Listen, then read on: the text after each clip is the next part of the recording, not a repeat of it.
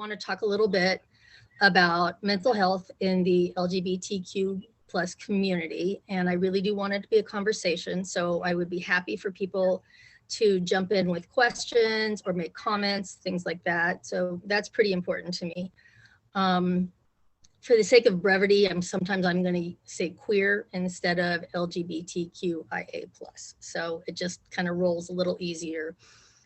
I also wanted to note that I'm going to also be talking a little bit about medical and legal stuff. And when I use certain terms, like I'm going to be using their terms. So it will sometimes say gay and lesbian and not include anybody else, or sometimes it will be homosexuality. And it's basically sort of citing more old things in the past, but it's not my choice of words. So there's that. So I'm going to give you a little outline of where I'm going to go. I'm going to skim some stuff, go a little bit deeper, but I'm really happy to talk further or expound on anything. So, all right. So I want to go ahead and I want to lay the foundation. And the way I see it is our history is very, very important. And so I took a couple pivotal events from about the 1930s to the present, and I outlined them, both some legal precedents that happened that impacted people and really shows how recent it is since that we gained a lot of rights. And then in addition, some of the social history piece, just a couple pieces that I think are really interesting. A little bit about the repercussions that affects us. And then in general, I talk about some mental health conditions. I'm going to do like a brief definition of those things so we all know what we're talking about. Then I'm going to go into talking a little bit more, a spotlight on gender identity. And to do that, I will go ahead and do a review of some vocabulary just so everybody knows, because I find that a lot of people don't know certain terms and are afraid to ask. So I'm going to throw those out there. And if you have other questions of other ones, I'm happy to do that. And then I'm going to try and go into a little bit more about self-care, resources, coping, things like that. So that's where we're at. I'm good. You can hear me and see me. Yes? Okay. All right. So as recently as 1972, homosexuality was still considered a mental illness or a sickness by the American Psychiatric Association. So, and it wasn't until 1973 that the DSM, which is like our Bible, was removing it from there. Additionally, another point that I thought was really important was the AIDS crisis. And the first person who was actually like the reported case was in 1981. And I lived in San Francisco during that time, and it was an extraordinary time I'll never forget. I mean, people were dying all around us. And one of the things that I noticed was that Ronald Reagan, the president at that time, he did not say the word AIDS in the middle of this crisis for 4 years. It was the first time he actually used the word AIDS. So it was pretty extraordinary. It really birthed a lot of social activism at that time. And we really saw a lot of just stigma. It was called a gay disease. There was so much misinformation. And I think it's noteworthy that we still don't have a vaccine or a cure for that. Two cases, Kristen, an attorney, so she probably is aware of these, that I think were really important, and they were very, very similar. So it was in 1986 with a case called Bowers versus Hardwick. And then in 1998, a case called Lawrence versus Texas. I'm going to just abbreviate both of them because they're so similar.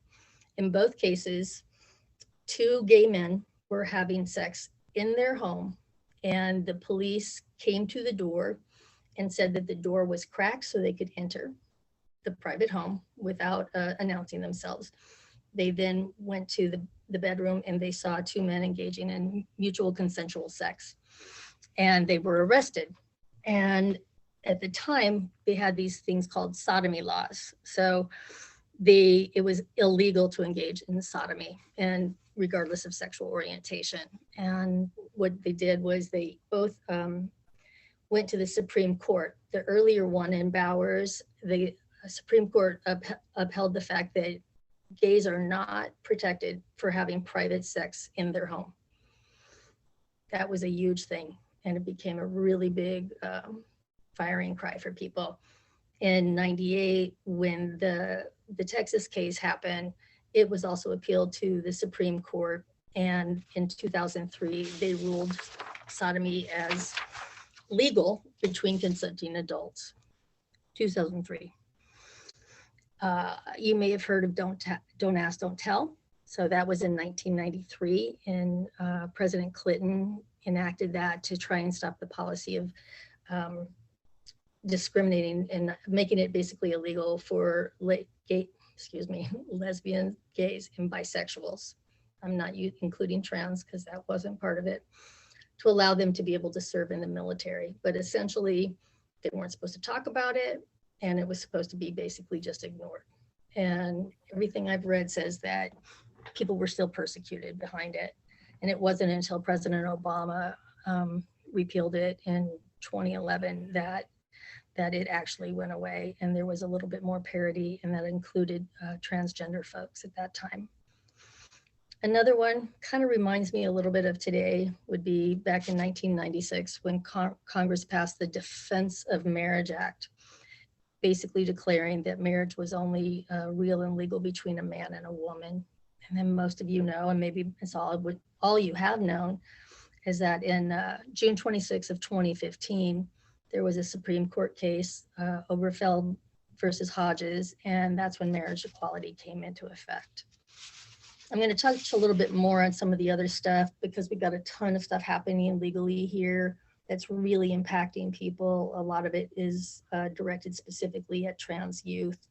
Probably have heard about the Florida Don't Say Gay bill, not allowing teachers to talk about sexual orientation or gender identity in the schools. And then there is Texas, where the governor there made it essentially that it would be constituting child abuse if a parent or a provider provided the care of gender affirming medical care for children. And they said it was child abuse, and they would be reported and investigated to their version of DHS.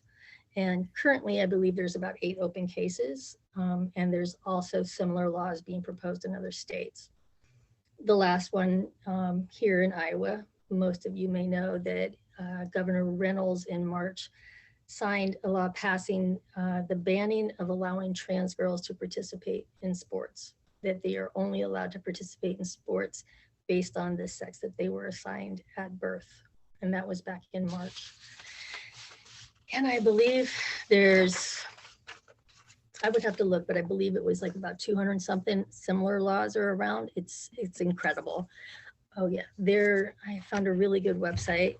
If you want to get more information about the ones that are the anti-LGBTQ laws that are out there being proposed in Iowa, go to lgbtqiowa.org. I'm not affiliated with them, but it's a good one-stop to find more information. Socially, so there was a couple pieces. I'm really going to just talk about 2. One is a little more obscure, and the other one I talk a little bit more about it. So bars have historically been a safe place for queer people. So it was a place where people know that they could act how they want, be open with their partners. On the downside, that's led to a little bit more substance abuse in the community. And the police, particularly back in the 60s, 70s, sometimes in the 80s, really harassed folks there. So on the one hand, this is kind of an obscure thing, but there's a really good book, and it's called Boots of Leather, Slippers of Gold. And it's a history of lesbian community by Elizabeth Kennedy and Madeline Davis.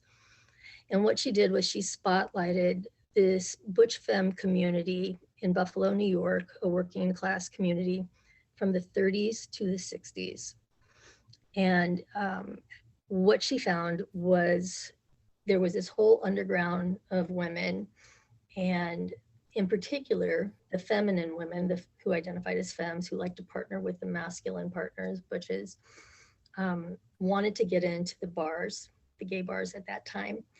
And in order to do it, to prove that they probably passed the way they looked in terms of passing as looking straight, they got a tattoo of a star, a femme star on their left wrist, where it would be covered when they had a watch on, like at work and during the day. But then when they wanted to get in, they would show their star. And so I got a tattoo in homage to those women. If you're interested in other similar books, just ask and I can give you a couple of others. The other one is the Stonewall Rebellion, which is where we are. Happy Pride. I have talked to particularly young folks who don't know all of the history of Stonewall, and I don't know who's out there who does or doesn't. So I'm going to go over a little bit of it, and we can talk more if you want. In Greenwich Village in New York in the 1960s, the Stonewall Inn was a popular gay bar that welcomed everybody in the queer community. So it wasn't just men, it wasn't just women. This was allowed everybody and welcomed everybody: drag queens, trans folk, sex workers, gay street kids, everybody was there. It was one of the few bars in the area that allowed same-sex dancing because it was illegal for homosexuals to dance with each other. Similarly, they were allowed to serve liquor, and despite the fact that the New York State Liquor Authority forbid the sale of alcohol to known or suspected homosexuals, stating that just by their existence, they're disorderly and illegal. So Stonewall could do all of that because it was run by the mafia, and there was also payments off on the police. They would still come by and harass patrons and things like that, and they would come and do raids. So for instance, one of the things is it was also illegal was it was illegal to not wear gender appropriate clothing. And if you did, a same-sex police officer would come in and strip search people who they consider cross-dressing and then inspect their genitals. Right. And so I've heard of some of that today being proposed about trans kids too. So it's something. So on June 28th, 1969, the last Sunday in June, patrons got fed up as a police truck shoved a masculine appearing lesbian into the police truck. And that woman yelled at onlookers to act and to fight back. And so some people have heard of Marsha P. Johnson and Sylvia Rivera. They were Black and Latinx trans women sex workers. And those were the two who were really identified as leading the rebellion. Also lesser known is a trans masculine butch named Stormy DeLarby, who allegedly threw the first punch. But it was at this rebellion that it really basically gave birth to the gay liberation movement. And from there, it went on to having a year later, the first gay pride march. And that would have been the last Sunday in June. And so that's traditionally why we hold pride and pride marches in the last Sunday in June. If anybody have any comments or questions, I'm totally open. Okay. So having gone through all of that, you could, oh, let me see. Okay. So Alicia, if you, it says that you have your hand up and it went out. So, okay, can you unmute your microphone so I could hear you? Or the moderator can type it. But Alicia, your microphone is off if you want to speak and tell me it.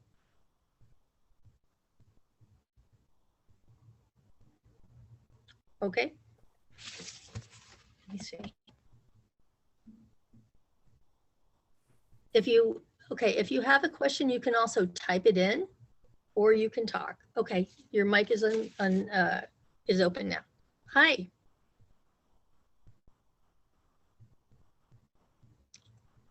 I can't hear. I don't know if you're speaking or not. So if you have the ability to type in your message, that would be great, or the moderator can translate, but I'm not hearing anything.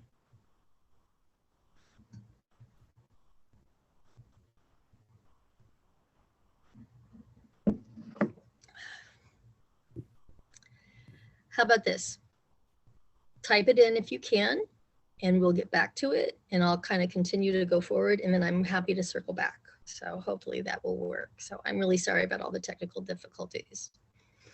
So what I wanted to do was I want to talk a little bit about some of the common mental health conditions that are present.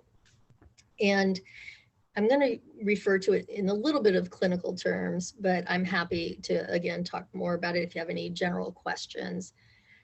If we're having problems with audio, go ahead and type it in, and then I'll be able to see it in my messages. So I apologize, but that might be a way to do it. So one is clinical depression. So also clinically, we call it major depressive disorder. And so that is a mood disorder, and it basically is typified by severe sadness or depression that lasts longer than situational depression, which usually has like an incident that happens and then it goes a little bit longer than 2 weeks. It's an abnormal reaction. I think one of the important things about it is you don't have to have anything that would be what we call a precipitating incident, something that would lead to it. People talk about just waking up and having feeling depressed. It can be inherited or it can be developed later. I could talk more if anybody's interested about actual symptoms of how we diagnose depression. But I'm going to move on. There's also a mood disorder called generalized anxiety disorder. So it's excessive ongoing worry that's difficult to control, and it interferes with your daily life.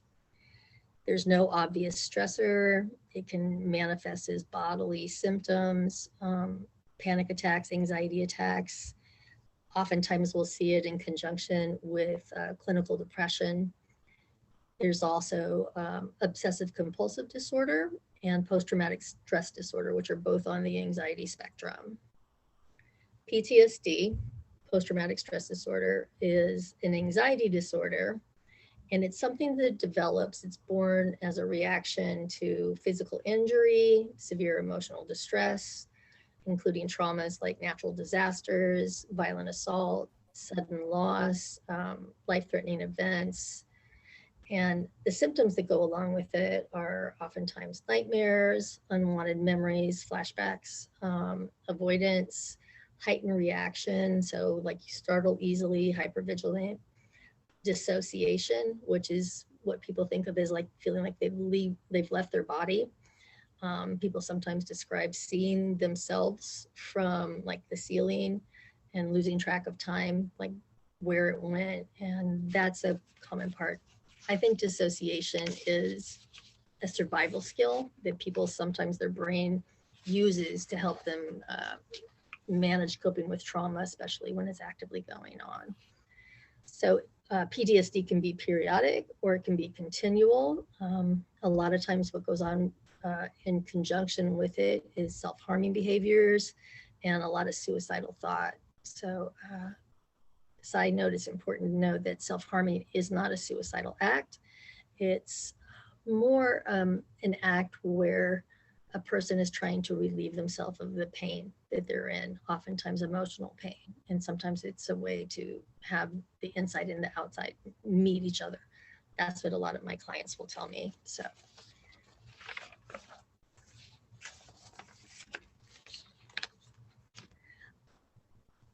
I want to talk a little bit about like the rates in particular of depression and anxiety, suicidal thought that are extraordinary.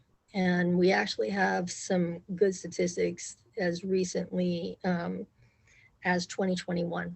So I'm going to throw a couple of those out, and I'm happy to talk more about those. But the rates of mental health issues in queer people is significantly higher, and it's really more due to oppression, discrimination, environmental things. Oftentimes, it's rarely having to do with how a person feels about being gay, lesbian, bi, trans, being queer.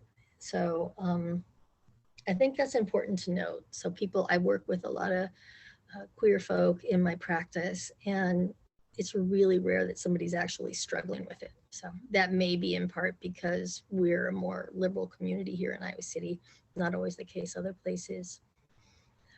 So I'm going to be talking about a source from the Trevor Project. So it's a queer organization that does a lot of work with LGBTQ youth. And so they conducted a study, and they had a sample of 34,000 people between the ages of 13 and 24 in the US, and it was conducted in 2021. So it was pretty comprehensive. What they found was that 58% of youth, who I'm referring only to queer kids, were depressed. 73% reported anxiety. That's also compared to adults who are on the LGBT spectrum, and that's 61% of adults report depression, 45% report PTSD, and 36% report anxiety. Probably a lot of people know that transgender people are far more higher risk for committing suicide. It's really, really high in the youth as well. So 40% of trans folk have attempted suicide. So I want to repeat that. 40% of transgender people have attempted suicide, not just thought about it. So that's a very high number. It's extraordinary to me. I work in the field and I was a little shocked at that number. So LGBTQ kids are 2 times more likely to experience sadness and hopelessness, and trans kids are more likely to have even greater numbers and be suicidal.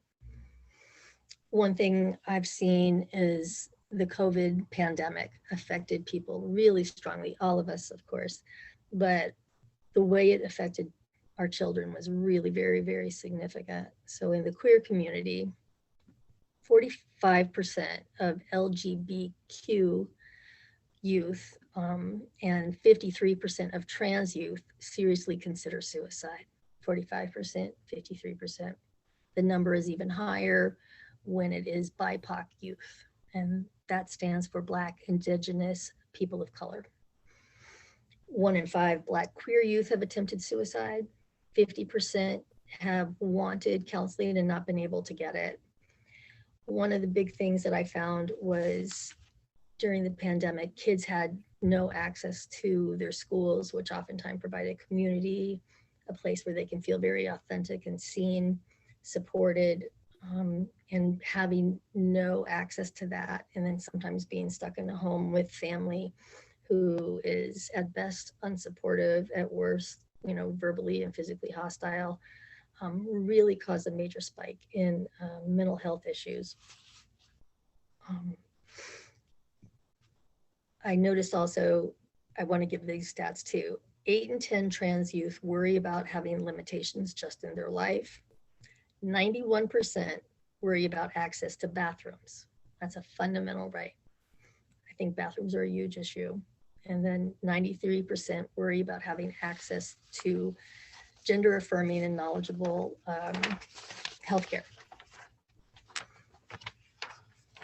I think it's important to note as well that people have a tendency to think of the LGBTQ plus community as being sort of homogenous, like all the same, and we are not at all. So those of us who are in it, we know, and just like society, sometimes our differences are actually greater than our commonalities. Historically, queer people were basically identified as white gay men. And so thank God we've moved away from that. But I really would say we're a long way from parity. And so when I gave those numbers, when you add in additionally a form of bias or ism, so racism, sexism, transphobia, things of that sort, you just up the number even farther, because there was things that are compounded there, and each subcommunity has its own unique challenges with the rates and experiences of mental illness.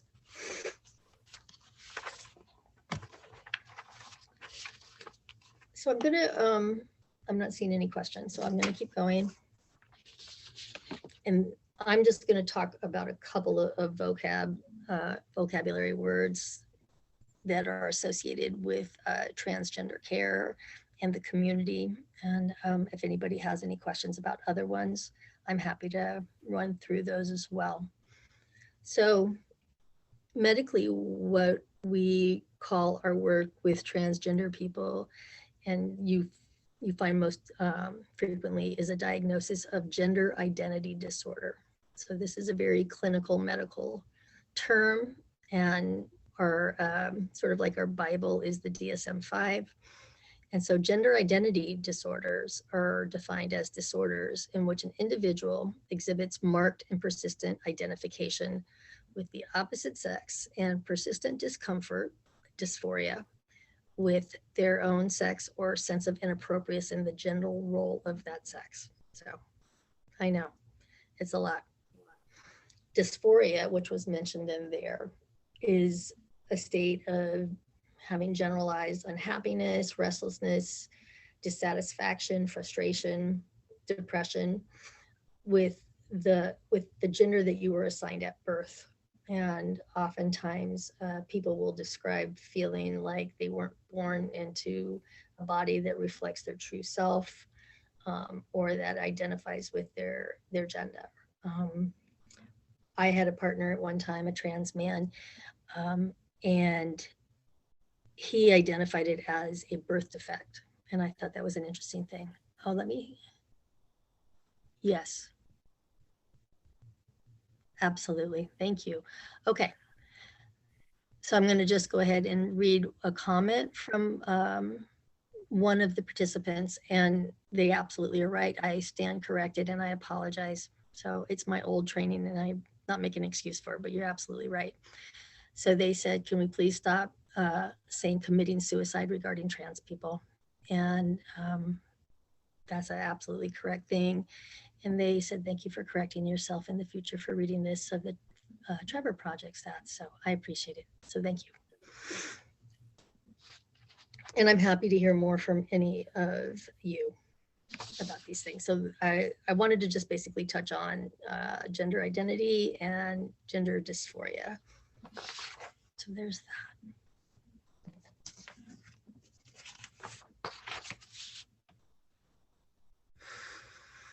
Okay.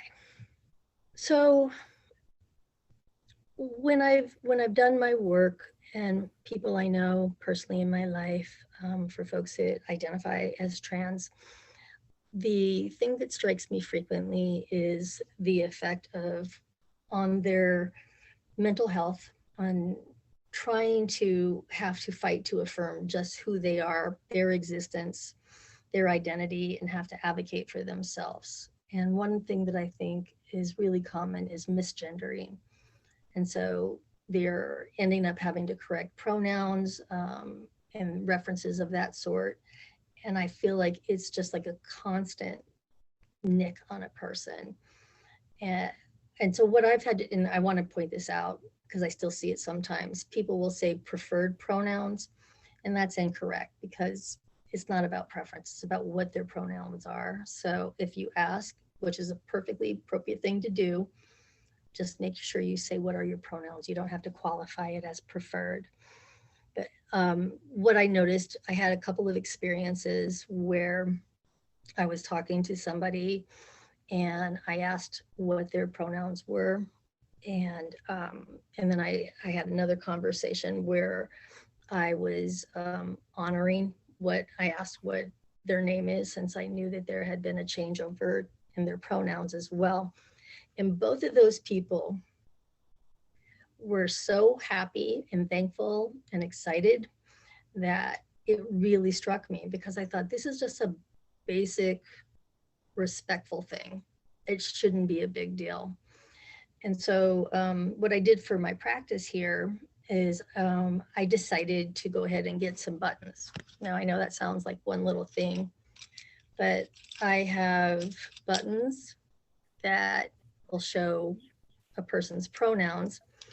And oftentimes I'll tell my clients, if you wear one of those buttons, if you feel comfortable, somewhere up in here, I feel like it can maybe decrease some of the misgendering, because people see it who are obviously amenable to it, and it corrects them then. So it feels like maybe it might be a way to circumvent some of that. The other part, another thing is that I think that folks who identify more along the binary don't really think about all the ways our community, our systems are so incredibly binary and gendered. So there's driver's license, where that can be a barrier because you oftentimes, like each state has different laws around changes of name and the gender ID on the birth certificate and issuing a new one. I've seen, like, I believe South Carolina, I believe you have to have full medical surgery in order to get that qualified. So to have that, then you have to have changes with banking. You don't have that. Medical records can be extremely hard. Being incarcerated, that often happens where people who they incarcerate you and put you basically oftentimes where you're gender assigned at birth. And that is extremely dangerous for people. I forgot one vocabulary. So sometimes you'll see AFAB as an acronym, AFAB or AMAB, and that stands for assigned female at birth or assigned male at birth. It's a little bit of a shorthand, so not everybody knows that. I think airport security is a really big one. I recently read that when you're going through the screening at security, the people do a visual because they have to mark in the security the gender for the scan. I can't believe it because it's just a visual. So it's extraordinary. So I've talked to a lot of my friends about that and how to negotiate that is extremely challenging for a lot of people. I really hope that that changes. As I said earlier, bathrooms are huge. I mean, I have so many friends, partners, clients where it just becomes politicized that they have to try and find where to go, get used to holding it. It's such a basic human right. I've had some good luck with kids in school where even though their official school records are oftentimes still in their dead name, then but the teachers have been really pretty good with honoring names and pronouns here in Iowa City, at least. So that's really a positive thing. Another one would be access to competent and knowledgeable providers for mental health. And that can be really difficult geographically, financially, even more so with COVID. If anybody's tried to get more mental health access, it's only gotten worse here at COVID. We're all really full. So then you add on top of that other barriers. It's I hope it changes. I hope we get something to go down a little bit. I would also say that that this is a phenomenon that I think is really interesting. So, and this is anecdotal just to my work. I have folks who will come in to see me. They'll be presenting with depression, various things, depression, anxiety, suicidal ideation, self-harming, many of those things.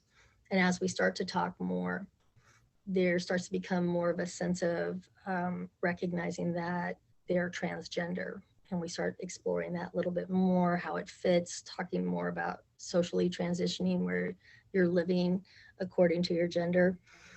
And the farther along that they go, including even just the coming out process, across the board, I see a huge decrease in all of those symptoms. The depression, the anxiety, all of those things really, really do subside. I had a child that I was working with who had a whole bunch of really intense symptoms, and she ended up coming out, and I see very few, like almost none. So it's adults, kids, it's pretty extraordinary. I see a big leap in improvement when people, trans men, when they're able to get top surgery, start testosterone, as well as trans women starting estrogen. So that's something I think is a real positive. Another piece that I think is worth mentioning is the stress of coming out, oftentimes coming out a second time. And what I have seen and is that people really describe a much more difficult coming out process when they're coming out transgender. And that would be both for cishet communities. It would be as well for the LGBTQ community as well. So I've seen people, I've had gay people say, well, why can't you just be gay? But that's basically conflating sexual orientation with gender identity. So I feel like basically what I used to see 20 years ago with all of the level of oppression and stigma and everything and pushback, and now it's kind of oftentimes not that big of a deal depending on the community.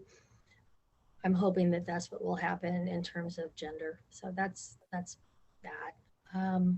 Another piece is I found that some people who are partnered, have a spouse, and they come out trans, they sometimes lose that person. Oftentimes I've seen that be with people who are very heavily identified with their sexual orientation. So that can sometimes, it'll be straight women. I've also seen it with women who identify as lesbian, and they really struggle to still have their lesbian identity while having a trans man partner. I personally believe you can have your sexual orientation and still be partnered to who you want to be partnered to. So, but I have seen that that has been a struggle or a barrier at different times. Another thing that I think is worth mentioning is just the level of violence that is directed towards trans folk. It's absolutely incredible. People sometimes have, if you're paying attention, you will have heard about basically the national crisis that we have on the large number of Black trans women who are sexually assaulted and killed. So from the numbers I saw, the most recent were in 2020.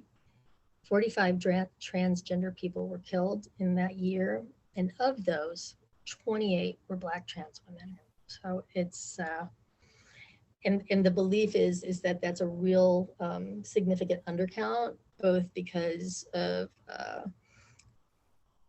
poor reporting and then also just the rampant misgendering in terms of the police when they're processing deaths. So. Okay. So I want to talk a little bit more specifically about youth. In recent years, the number of young people who identify as transgender has nearly doubled in recent years. There tends to be a debate when we're thinking and talking about transgender youth and gender nonconforming youth. I hear it a lot from parents, but you can also see it in, in medical professionals. Sorry about that. Still getting over COVID. Where there's this belief that if children make, well, youth make this decision that they're going to outgrow it and want to detransition, but the number of kids who actually do that is a very, very small minority. 2.5% of 317 by the Trans Youth Project were the only ones who wanted to transition. Within 5 years, it was very, very few. Sorry. In Texas, we have what I was referring to earlier, the criminalizing of gender-affirming care. In Florida, the Don't Say Gay Act, which I referenced. In Iowa, Governor Reynolds' law around trans girls. Currently, we have nearly 240 bills, mostly trans, that are filed in state legislatures.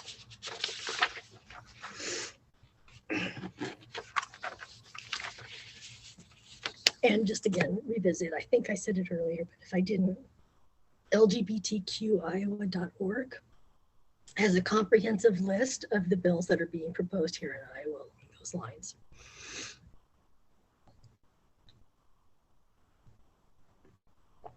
All right. So I definitely want to hear from folks if you're still with me here on talking a little bit more about finding community, finding ourselves, coping, self-care, support, resources, things like that. So that's a community effort, in my opinion. I know it can be a little overwhelming hearing all the stats that I just laid out there, but and I validate that. It's completely true. It can be kind of depressing to hear those. At the same time, when we take it also in the context of history, I feel like there's a lot of pride and admiration for what the community has endured. And I see that as a strength. Oh, goodness. I'm going to pour some water. So, self-care. I think everybody thinks of bubble baths, candles, things like that, which I'm completely down with. I think those are great things.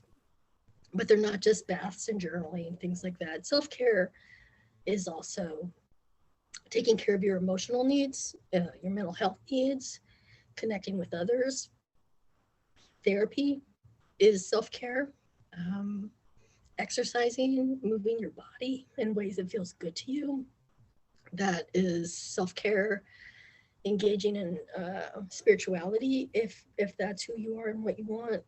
So I really want to encourage people, despite the COVID barrier, to try and connect with folks in whatever way they can. So there's been a ton of isolation, and I think that that's really been a big part that has deepened our depression and alienation, anxiety, isolation. So I know a lot of people sometimes are really down on the internet and having internet friends, but I actually think it's a really important thing. And I think it's a good way to connect with larger communities, people with similar interests. I think that if you want support, you can go online 24 hours a day. And if you're connected to particular like social media, various interest groups, you can get some feedback almost instantly. So I encourage people to have both, you know, in real life type of friendships as well as online ones, and to pursue those. It's absolutely, and similarly to find partners that way. Another thing that I think is, I want to talk a little bit, is that finding a therapist or a counselor right now.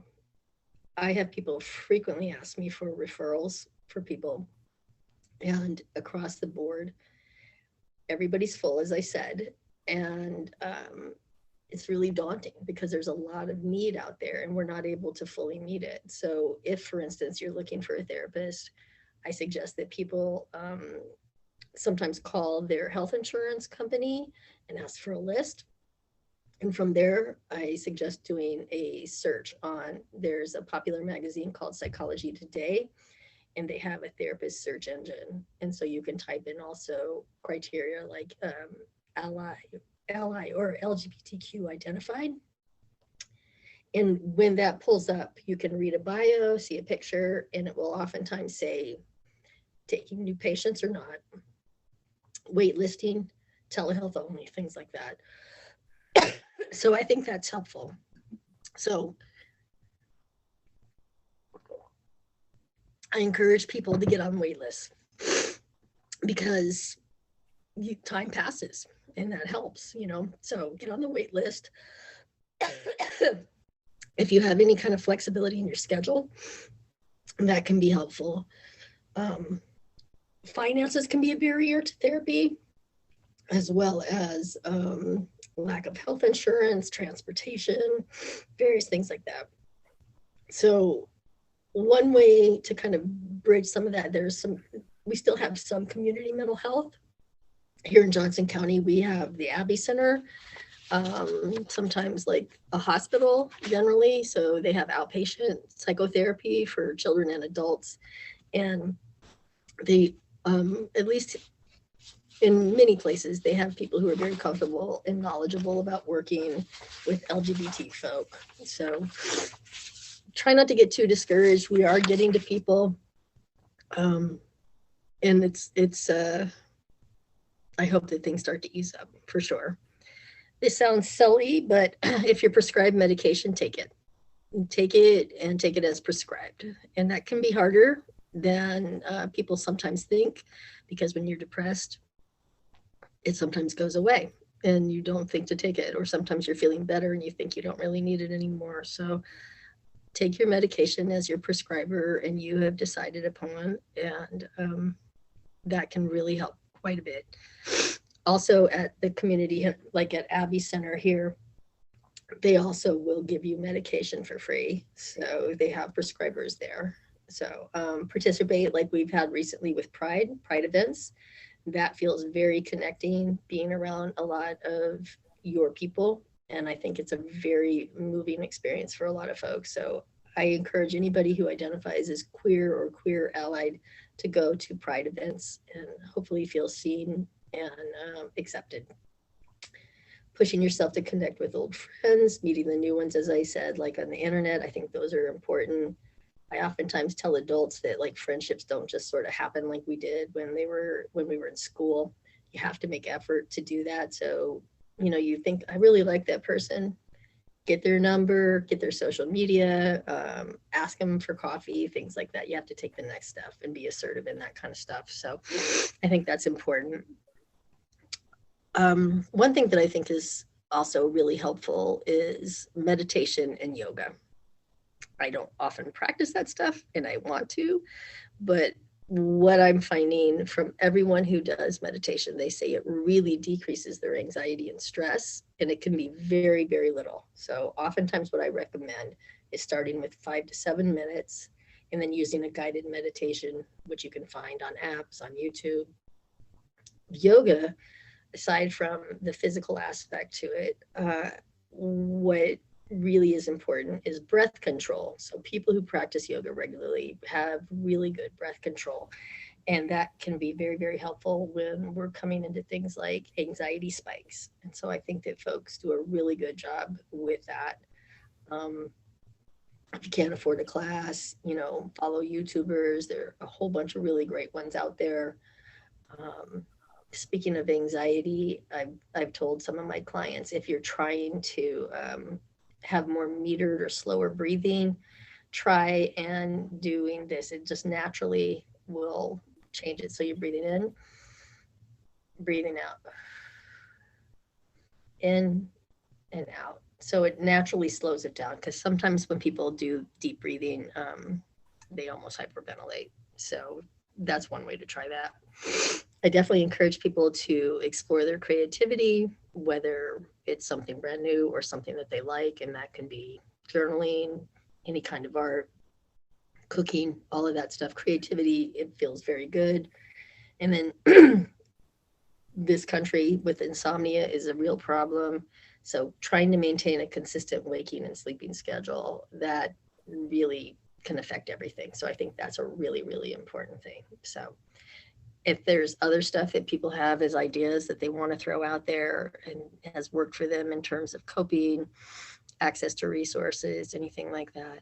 But definitely find your family of choice. It's definitely really crucial, and those people know you, and connect with them. And then just finding ways to love ourselves and recognize exactly how resilient we are as a community, and that hopefully we're going to just continue to move forward. So I'm open for any questions or comments, and I guess I've got my throat back. So thank you.